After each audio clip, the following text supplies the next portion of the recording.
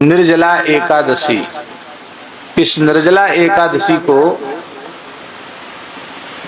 भीमसेनी एकादशी भी कहते। क्या कहते? भगवान श्री कृष्ण ने युधिष्ठिर को एकादशियों का महात्म्य सुनाया। वर्ष भर की जितनी एकादशी हैं 24, और अधिक मास होने से 2 और बढ़ जाती, तो 24 और 2 26 एकादशियों का महात्म्य भगवान श्री कृष्ण ने अर्जुन को सुनाया, युधिष्ठिर को सुनाया। तो युधिष्ठिर भी सुन रहे हैं, भीमसेन भी, अर्जुन भी, नकुल, सहदेव भी, द्रौपदी भी, सब लोग बैठ के श्रवण करते। भगवान वक्ता हैं, सब श्रोता है। एकादशी नहीं करता उसको नरक जाना पड़ता है। एकादशी को अन्न में पाप का निवास होता है। अन्न ने एक बार भगवान से जाकर कहा कि प्रभु, हमको सब दुनिया खाए चली जा रही है, सबको छुट्टी मिलती, हमको एक दिन की छुट्टी हमको भी मिलनी चाहिए, अवकाश हमको मिलना चाहिए। तो भगवान ने कहा ठीक है, हरिवासर को आपका अवकाश। हरिवासर माने एकादशी। एकादशी को अन्न खाता है वह पाप ही खाता है। जो एकादशी करते हैं उन सबके पाप अन्न में स्थित हो जाते हैं, और जो नहीं करते एकादशी को अन्न खाते हैं वो सब उनके भीतर, जय सिया राम, उनके भीतर प्रविष्ट हो जाते हैं। एकादशी, कल भी हम देवी भागवत का पाठ कर रहे थे, तो नरक किस किस को जाना पड़ता है, उसमें यमराज और सावित्री का संवाद है। यमराज कहते एकादशी न करने वाले को भी नरक जाना पड़ता है। तो भीमसेन बड़े घबरा गए, बोले महाराज, व्रत उपवास के नाम से तो हमको जूड़ी आती है, हम कांपने लग जाते। वैसे किसी से कांपते नहीं हैं, लेकिन हम भूखे नहीं रह सकते, व्रत नहीं कर सकते। भीमसेन कोई व्रत नहीं करते। हमने ऐसा सुना है संतों से कि भगवान की दया से भीमसेन जी की खुराक कितनी अच्छी थी कि 70 मन तो को वो बाल भोग करते थे। 70 मन का करें कलेवा। कितना? 70 मन अन्न केवल बाल भोग में, माने जिसको आजकल लोग नाश्ता कहते हैं, स्वल्पाहार, उसमें वो 70 मन। 70 मन माने हैं? हाँ, 2 क्विंटल 80 किलो बाल भोग।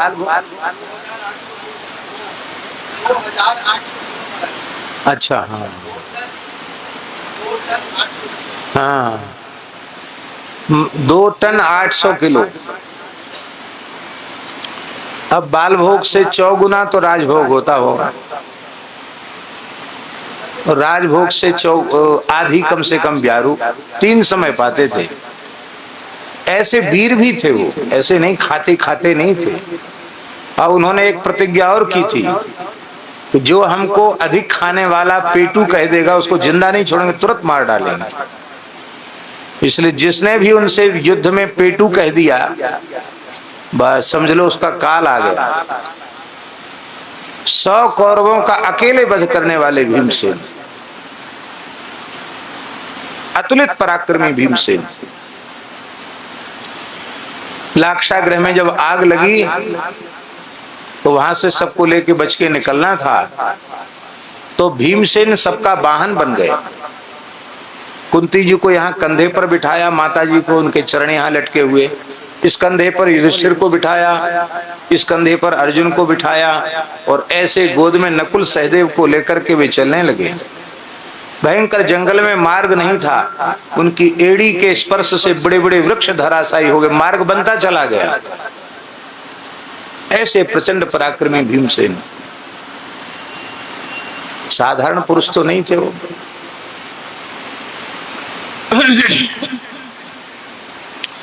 तो भीमसेन का एक नाम है वृकोदर। क्या नाम है? वृकोदर। वृक नाम की विशिष्ट अग्नि उनके पेट में निवास करती थी। जठराग्नि तो सबके भीतर होती है, पर उनके भीतर वृक नाम की अग्नि थी, जिससे जो कुछ भी वो खाएं तत्काल भस्म हो जाता। जब लाक्षागृह से चले हैं पांडव, तो ब्राह्मण बनकर अपना समय व्यतीत किया उन्होंने। तो भिक्षा मांग लेते, तो भिक्षा मांग करके जब माँ के पास लाते तो कुंती माता कहती, इस भिक्षा का आधा भीमसेन को दे दो, इसका आधा भीमसेन को दे दो, और बचा आधा तो आधे में हम 6 मूर्ति पाएंगे। 6 मूर्ति माने युधिष्ठिर, अर्जुन, नकुल, सहदेव और कुंती माता, 5 लोग इसमें पाएंगे। वो आधे में भीमसेन। पर भीमसेन का विचारों का पेट नहीं भरता था। कहां भरेगा पेट, कौन इतनी भिक्षा देगा। तो जल पी करके अपनी अग्नि को वो शांत करते थे। नदी में जाकर के, सरोवर में जाकर के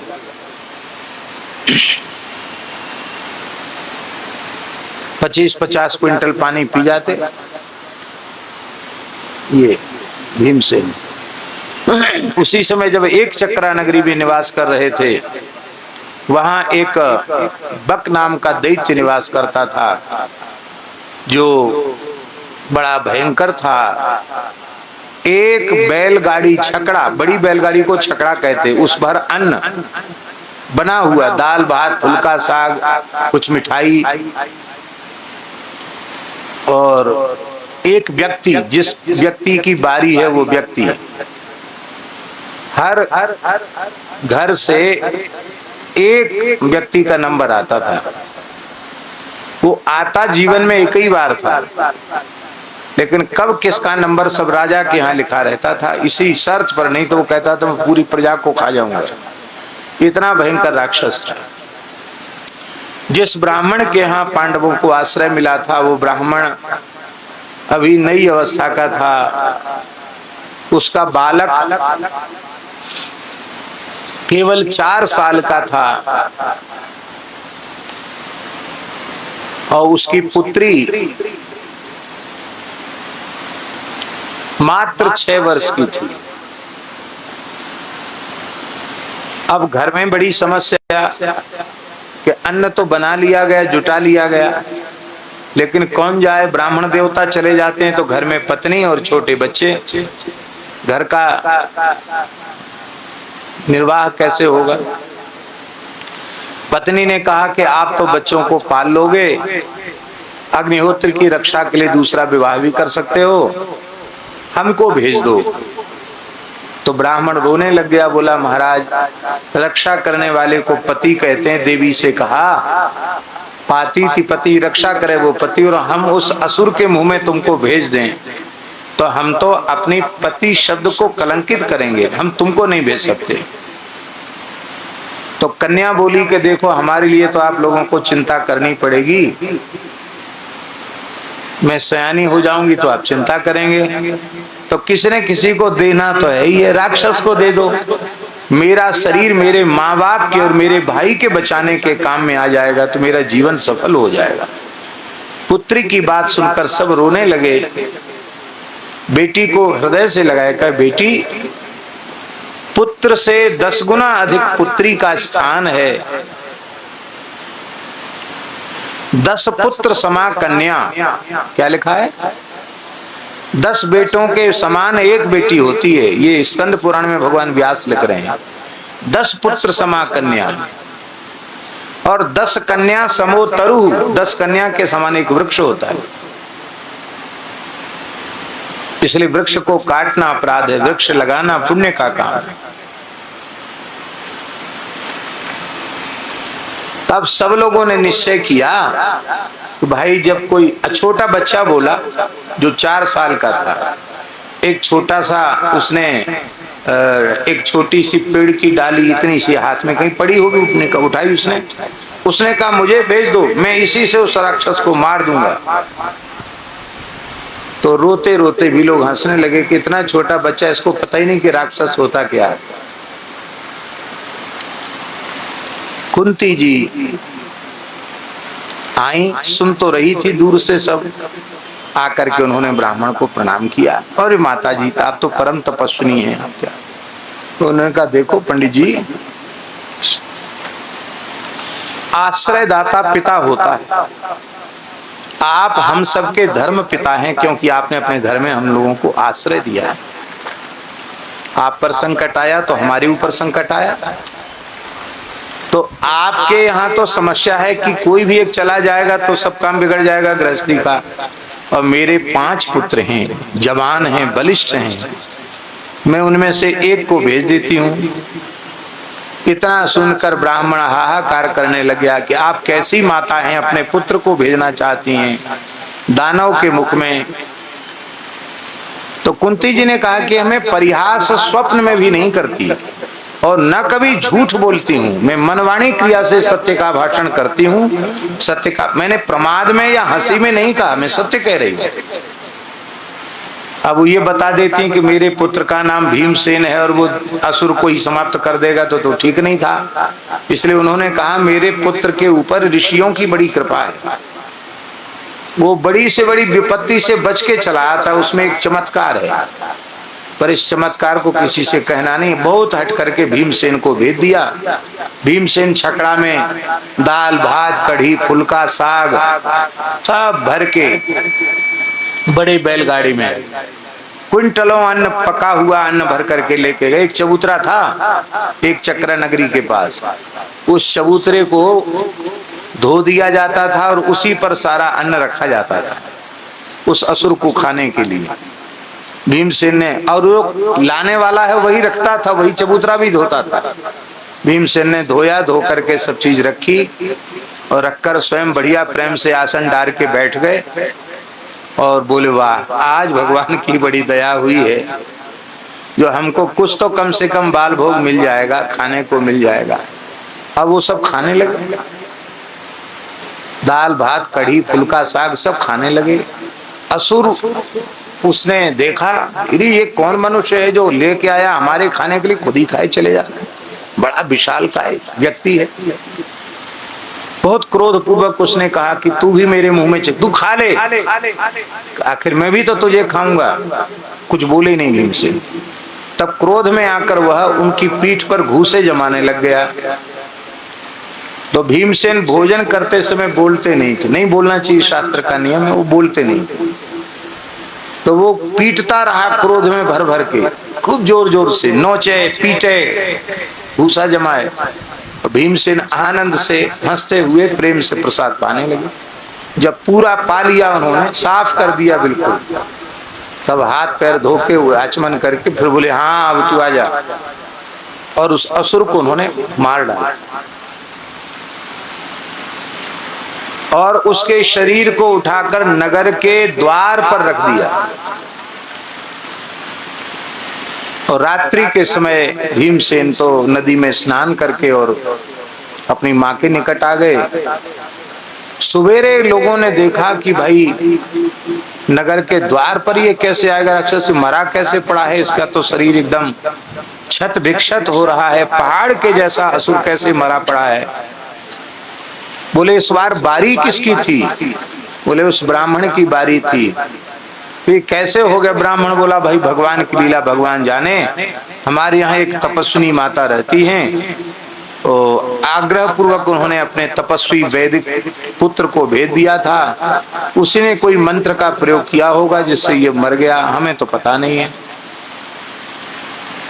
अब उस पे कोई केस दर्ज होने वाला तो था नहीं कि क्यों मर गए, ऐसे आदमी को तो सब चाहते जल्दी मर जाए। तो राजा बोला भाई ये तो बहुत बड़ा काम हो गया, हम भी कलंकित थे इसके कारण कि कैसा राजा है जो अपनी प्रजा की रक्षा नहीं कर सकता। हमारे कहने का आशय कि भीमसेन ऐसे थे, बड़े पराक्रमी भीमसेन, भूखे नहीं रह सकते। महाभारत के अश्वमेध पर्व में, जैमिनी अश्वमेध में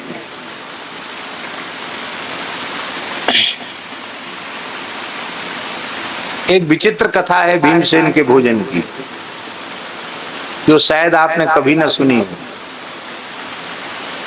भीमसेन द्वारिका से, हस्तिनापुर से और द्वारिकाधीश भगवान श्री कृष्ण का दर्शन करने आ रहे थे। तो भगवान ने रसोइयों को कह दिया कि भाई बनाओ, क्विंटलों और जलेबी बर्फी इमरती कचौड़ी पकौड़ी पूड़ी गुजिया सब बनाओ, जितने प्रकार के व्यंजन हो सकते खूब बनाओ। और आज हमारे प्राण प्यारे भीमसेन आएंगे तो उनको हम खूब प्रेम से छकाएंगे उनको, और छक जाएंगे वो, तो हम इससे बहुत प्रसन्न होंगे। तो भगवान के पास तो कोई बनाने वालों की कमी नहीं, रसोईया भी थे और 16,108 रानी पटरानी सब लग गई अपने अपने तरह से कुछ न कुछ बनाने में। सब बन के तैयार हुआ और भीमसेन आने ही वाले हैं। भगवान ने पाया कुछ नहीं, बोले देखो द्वारिका में सब हमारी स्तुति करते हैं, ब्रह्मा जी शंकर जी आते हैं वो भी स्तुति करते हैं क्योंकि हम चतुर्भुज रूप में हैं, और इंद्रादि देवता का तो कहने क्या, वो तो द्वार पर खड़े रहते हैं। वशिष्ठ आदि ऋषि भी हमारी स्तुति करते हैं और द्वारिका वासी भी हमारी जय जयकार करते स्तुति करते। यहाँ हमको गाली देने वाला कोई नहीं, ब्रज में तो लोग गाली देते, यहाँ हमको गाली देने वाला कोई नहीं। तो गाली खाए बहुत दिन हो गया। एक गाली देने वाला था शिशुपाल, उसको तो हमने मार दिया। तो वो तो दुष्ट था, दुष्ट की गाली खराब लगती है, और जो प्रेमी होता है वो प्रेमी कभी गाली भी दे तो भी अच्छे लगते हैं, प्रेमी की गाली भी अच्छी लगती है। अब देखो विवाह के प्रकरण में पता नहीं उत्तराखंड में नियम है कि नहीं, उधर तो नियम है कि विवाह के समय माताएं गाली गाती हैं, उसमें मीठी मीठी गाली जो बाराती लोग आए उनको देती। यहाँ भी होता है, यहाँ भी होता है, वीडियो साहब बोल रहे हैं कि यहाँ भी होता है। तो गाली देने की परंपरा है, और गाली खा के कोई बुरा मानता है? गोस्वामी जी ने लिखा है, पंच कवल करी जेवन लागे, गारी गान सुन अति अनुरागे। अति अनुरागी,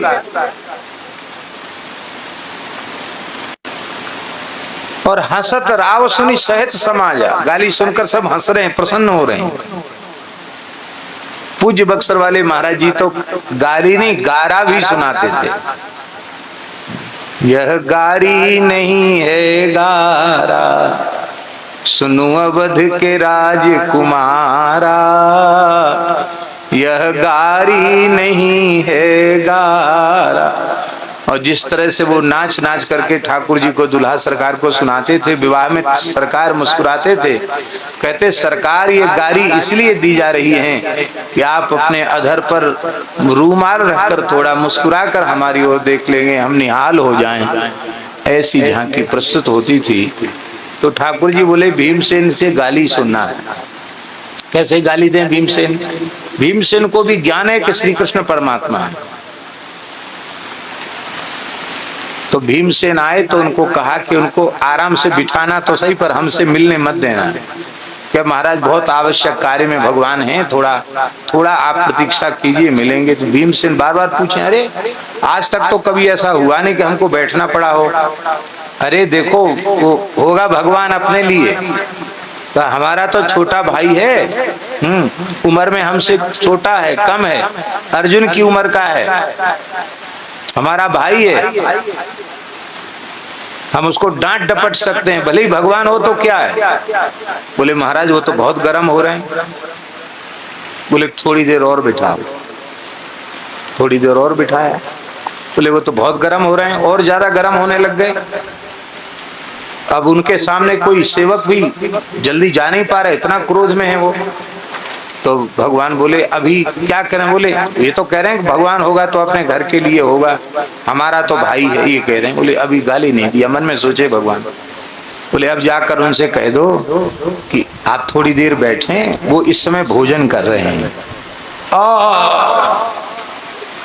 भूखे भीमसेन सोचे थे कि जब जाते द्वारिका भगवान खूब छक्के जिमाते हैं, और अब वो तो सोचे थे कि हम तो वहीं जाकर पूरी भूख बुझाएंगे। बोले अरे ये बड़ा जो है अशिष्ट है, इसको शिष्टता का बिल्कुल ज्ञान नहीं है। मुझे पता है कि मैं आ रहा हूँ, परमात्मा है, सब जानता है कि मैं आ रहा हूँ, और हमको बिना खिलाए खा रहा है, अकेले खा रहा है। अरे हम खूब जानते हैं, इसलिए तो ब्रिज में चोरी कर करके खाई है ना, वो आदत कहाँ जाएगी। द्वारकाधीश बन गए तो क्या है।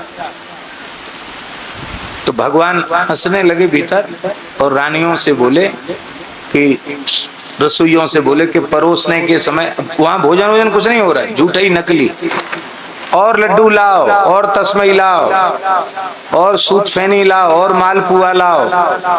भगवान कहते वाह कितना सुंदर बना। इतना सुनते भीमसेन और गुस्सा करता है। अंत में खूब गाली देकर भीमसेन बोले कि अब हम नहीं कभी द्वारिका आएंगे। जाने लगे।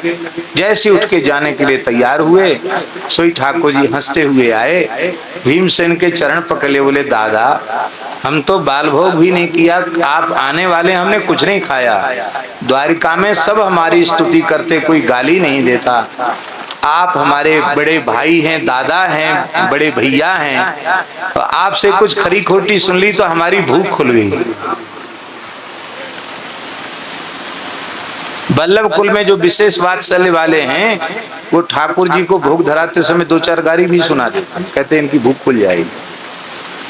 ब्रजवासी गारी देते थे उनको। तो कहने का आशय ऐसा भीमसेन का प्रेम। भीमसेन हाथ जोड़ के खड़े हो गए, बोले महाराज आपका जो संविधान है उसके अनुसार हमें तो नरक जाना पड़ेगा। हमारा किया कराया सब चौपट, हम एकादशी करते नहीं क्योंकि हम भूखे रह नहीं सकते और सब कुछ कर सकते हैं, हमसे भूखा मत रखवाओ और सब कुछ करवा लो हमसे। भगवान बोले भाई एकादशी तो करनी पड़े, एक कर लो, पूरे साल की नहीं कर सकते हो, एक कर लो। कौन सी? बोले जेठ शुक्ल एकादशी। इस दिन जल भी मत पियो, दशमी को शयन के पूर्व जल का त्याग कर दो और द्वादशी के प्रातः काल सूर्योदय का दर्शन करके तब जल ग्रहण करो, ये नियम है। एक व्रत कर लो, केवल एक। इस एक व्रत के करने से वर्ष भर कोई व्रत में चूक हो जाए तो उसकी निवृत्ति हो जाती है और एक एकादशी से वर्ष भर की एकादशियों का पुण्य प्राप्त हो जाता है। और निर्जला एकादशी भी कोई करे साल में एक बार तो भी उसे नरक नहीं जाना पड़ेगा। भीमसेन को उत्साह दिलाया, बोले चलो अब तो हर महीना 2 एकादशी थी इसलिए हम घबरा रहे थे, एक दिना की तो कोई बात नहीं, एक दिना तो भूखे प्यासे रह जाए। भीमसेन मौन हो गए क्योंकि बोलने से थोड़ी भूख ज्यादा लगती है और पानी की कमी आती है। तो भीमसेन जो है मौन हो गए, खूब भगवान नाम जप करने लगे। अभी भी हिमालय में भीमगोड़ा जगह है, ये हरिद्वार या ऋषिकेश के तरफ ही है। वो भीमसेन ने वहां अपने पैर का प्रहार करके और जल की धारा प्रकट की, क्योंकि बहुत जब असह्य हो गया रात्रि को उनको गर्मी के कारण, तो पैर से उन्होंने ठंडी जल की धारा प्रकट की, उसके नीचे बैठ गए। जल तो पी नहीं सकते, एकादशी व्रत किया, उससे लिए उसको भीमसेनी एकादशी